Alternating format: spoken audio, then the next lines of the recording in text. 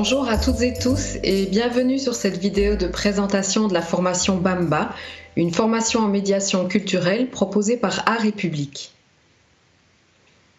Je vais d'abord vous présenter Art et Public. Art et Public est une entreprise sociale et démocratique qui est active dans la médiation culturelle. Elle a 3 pôles d'activités essentiels: les musées, les jeux vidéo et société et l'insertion socio-professionnelle. Au niveau des musées, Art et Public propose l'accessibilité des musées gratuits les premiers dimanches du mois et propose différents programmes d'accessibilité aux musées, notamment pour 50 scènes tas de l'art ou encore une revue Regard sur les musées. D'autres activités sont proposées comme Vidéomuse par exemple, qui est un projet participatif qui permet l'accessibilité aux musées. Le deuxième pôle, jeux vidéo et société, propose de construire des jeux vidéo amateurs comme outil de médiation culturelle avec des associations ou des écoles. Et enfin, le pôle insertion socio-professionnelle qui propose 2 programmes de médiation culturelle. Numbers, qui est un programme de médiation culturelle numérique, et la Bamba que je vais vous présenter aujourd'hui. Alors, en ce qui concerne les axes et les objectifs développés dans la Bamba.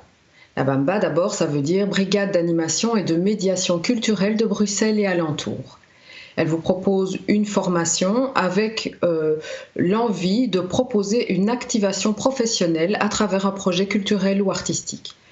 Les objectifs, c'est l'insertion socio-professionnelle des artistes ou des animateurs qui sont en besoin de reconversion ou d'inclusion par la médiation culturelle.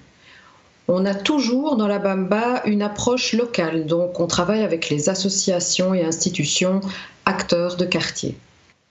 La formation Bamba s'adresse à qui ? La formation Bamba est destinée aux demandeurs et demandeuses d'emploi en région bruxelloise qui sont inscrits chez Actiris, qu'ils soient indemnisés ou non. Ce qu'on vous demande, c'est d'avoir un talent artistique ou l'envie de travailler dans le monde culturel au contact de publics diversifiés et donc d'entrer en formation avec une idée de projet orientée public. Les 2 qualités indispensables pour pouvoir suivre la formation sont l'assiduité et la disponibilité.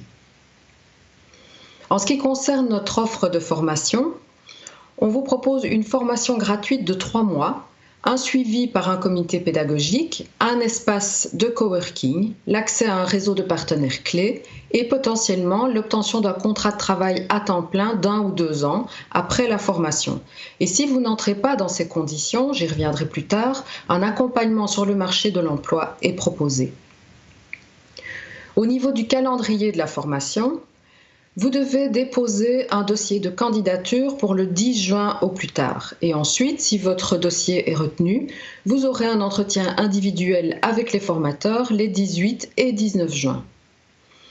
Si vous faites partie des lauréats, vous démarrez la formation le 1er septembre jusqu'au 9 octobre. Il s'agit d'une formation de 4 jours semaine, de 9h à 16h, du mardi au vendredi. Ensuite, le stage s'étalera du 12 octobre au 30 octobre. Après cette période de stage et de formation, vous aurez encore quelques rendez-vous, mais le plus important est celui du jury de fin de formation qui est prévu les 16 et 17 novembre 2020. Alors, pour être un peu plus précis au niveau des modules qui vous sont proposés, vous aurez la possibilité de participer à un module de dynamique de groupe en entrée de formation. Ensuite, un module de médiation culturelle vous sera proposé, ainsi qu'un module de communication interculturelle, ensuite de la gestion de projet, de la communication, la prise de parole en public, les techniques d'animation, la méthodologie budgétaire et le paysage culturel. Pour entrer un peu plus dans le détail du descriptif de chacun des modules, en ce qui concerne la dynamique de groupe, ce module vous permet d'approcher la dynamique de groupe par l'immersion. Donc ce qu'on essaye de faire, c'est de vous encourager, d'appréhender la notion de groupe, des règles qui les sous-tendent, notamment par la mise en place d'une charte qui sera un peu le ciment du groupe tout au long de la formation, et de créer une dynamique participative par l'apprentissage et le partage d'expériences. En ce qui concerne le module de médiation culturelle, vous aurez la possibilité de découvrir l'histoire de la médiation culturelle et ensuite de travailler plus activement au niveau de l'acte de médiation versus acte de création. Vous aurez la possibilité d'avoir une étude de cas et une sortie au musée. En ce qui concerne le module de communication interculturelle, ce qu'on essaye de vous proposer, c'est la découverte de la démarche interculturelle sur des situations vécues, notamment les chocs culturels, et donc faire émerger des pistes d'action pour travailler les projets culturels artistiques de groupe en intégrant la dimension de communication interculturelle.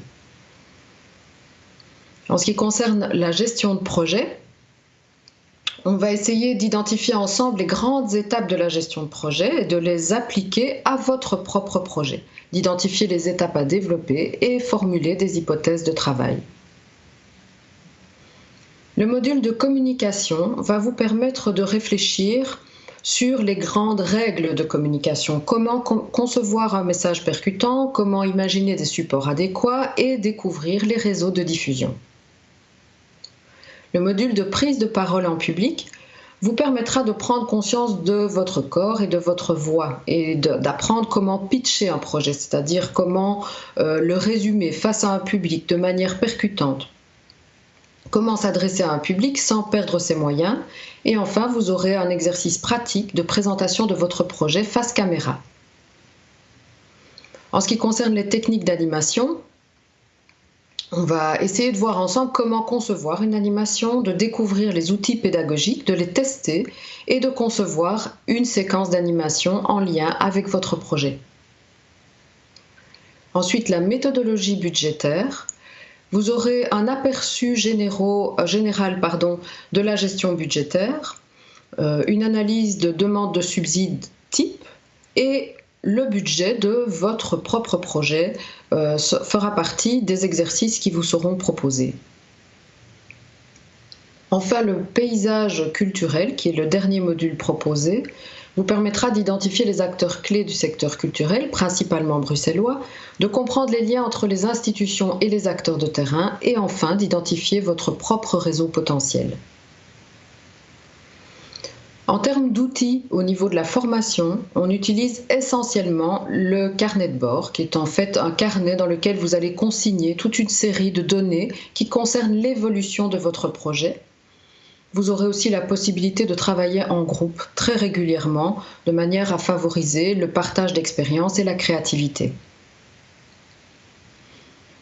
Au programme de formation s'ajoutent aussi des ateliers et des rencontres. Vous aurez la possibilité d'assister à des ateliers thématiques qui sont en lien avec la pratique de terrain, de rencontrer des professionnels, notamment via la Criée, qui est un événement maintenant qui est bien intégré dans la formation Bamba depuis 3 ans.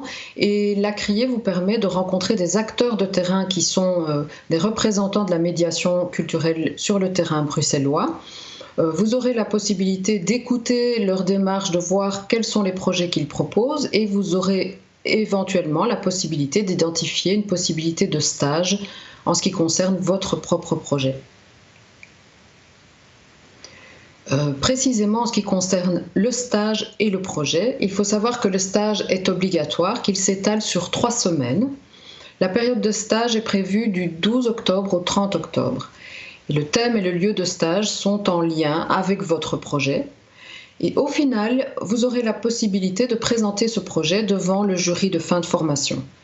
La participation au jury n'est pas obligatoire, mais elle est vivement recommandée. En ce qui concerne les aspects administratifs et financiers, la formation Bamba est entièrement gratuite. Toutefois, il n'y a pas d'indemnisation prévue à la journée, ni le remboursement des frais de transport. Le stage est non rémunéré. Vous pouvez obtenir une dispense de pointage sur demande et toute absence doit être justifiée. En ce qui concerne le contrat de travail, voici les conditions et l'objet. Pour pouvoir accéder au dispositif d'insertion socio-professionnelle, vous devez être bénéficiaire du CPS et avoir au moins 18 ans. Vous devez aussi participer au jury de fin de formation en remettant un dossier de présentation de votre projet face à ce jury et proposer un projet qui se situera dans le périmètre du contrat de quartier Athénée. Si vous remplissez ces conditions, le jury émettra un avis, mais c'est votre CPAS qui prendra la décision finale de l'engagement ou non. Si le contrat est signé avec le CPAS, votre contrat sera encadré par arrêt public. Et l'objet du contrat, ce sera la réalisation et la concrétisation du projet proposé au jury. Nos partenaires sont la commune d'Ixelles, le CPAS d'Ixelles, la région de Bruxelles-Capitale et le Fonds social européen. Je vous remercie d'avoir écouté toutes ces informations concernant la formation Bamba. N'hésitez pas à vous inscrire si vous êtes intéressé. On se réjouit de vous retrouver bientôt en septembre.